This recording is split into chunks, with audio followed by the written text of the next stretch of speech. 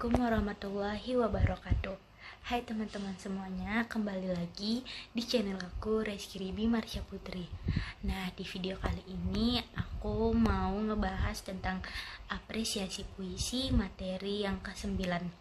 Nah, tanpa berlama-lama lagi, aku mau jelasin materi yang ke-9 ini. Nah, jadi di video kali ini aku mau ngebahas macam-macam puisi satu baris dan puisi dua baris. Nah, pertama-tama aku mau ngejelasin pengertian puisi satu baris. Puisi satu baris adalah bentuk puisi yang terdiri dari satu baris atau satu kalimat saja, yang seringkali mengandung makna mendalam atau perasaan yang kuat.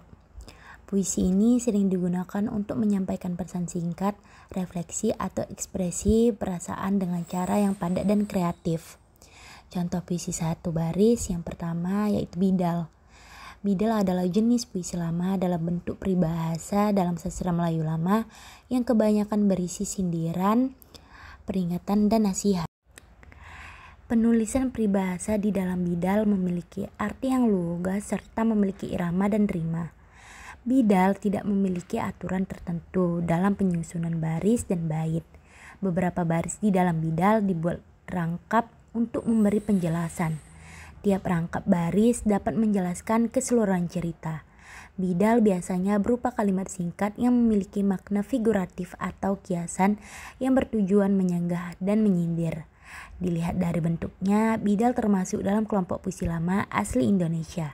Karena bentuknya tidak panjang dan murni menggunakan bahasa Melayu asli atau tidak terpengaruh kesusastraan luar atau asing. Selanjutnya, contoh-contoh bidal. Yang pertama, bidal dari lingkungan petani. Contohnya, pagar makan tanaman. Artinya, orang yang dipercaya menjaga sesuatu justru merusak yang dijaganya. Kedua, bidal dari lingkungan rumah tangga. Contohnya, besar pasak daripada tiang, yang berarti besar pengeluaran daripada penghasilan. Yang ketiga, bidal dari lingkungan nelayan. Contohnya, ombak yang kecil jangan diabaikan. Maksudnya, hal-hal yang kecil jangan disepelekan. Keempat, bidal lingkungan guru dan ulama.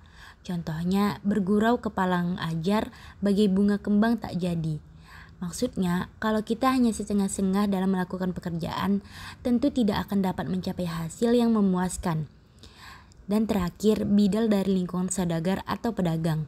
Contohnya, murah di mulut, mahal ditimbang. Artinya, mudah berjanji tapi tidak mau menepati janjinya. Puisi satu baris selanjutnya ada pepatah.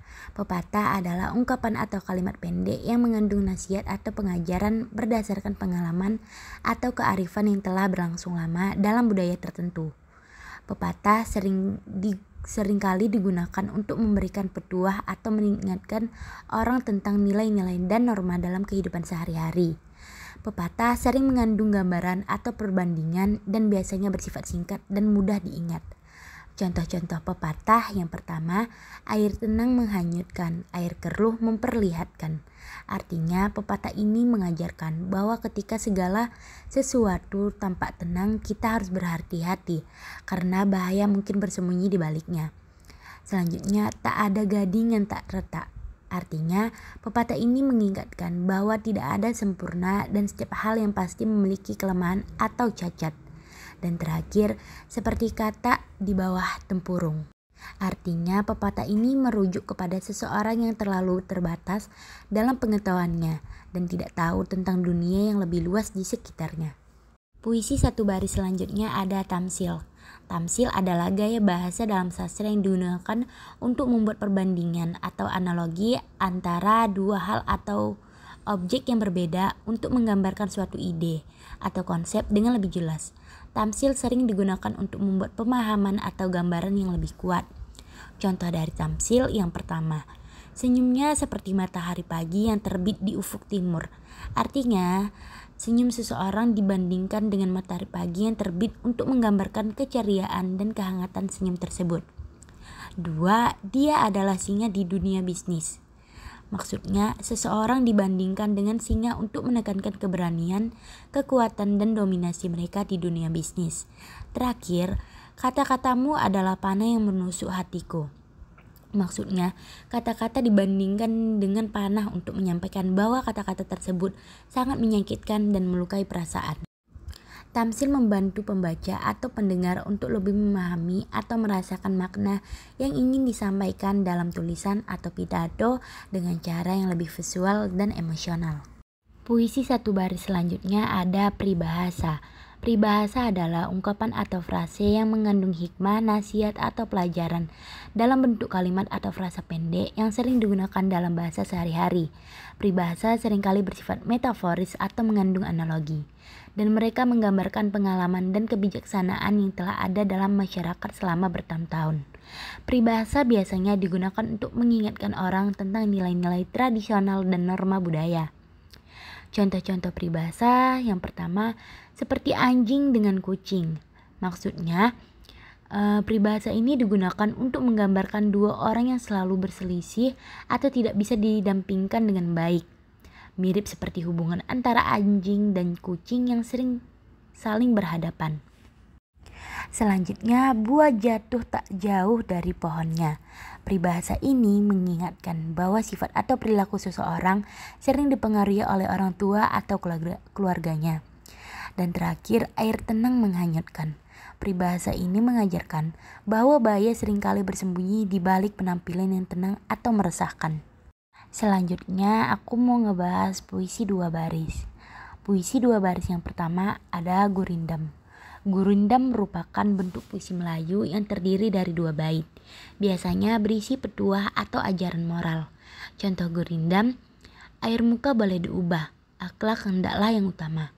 Pesan dalam Gurindam ini mengajarkan bahwa sifat dan perilaku seseorang lebih penting daripada penampilan fisik, meskipun penampilan luar biasa diubah atau dihias.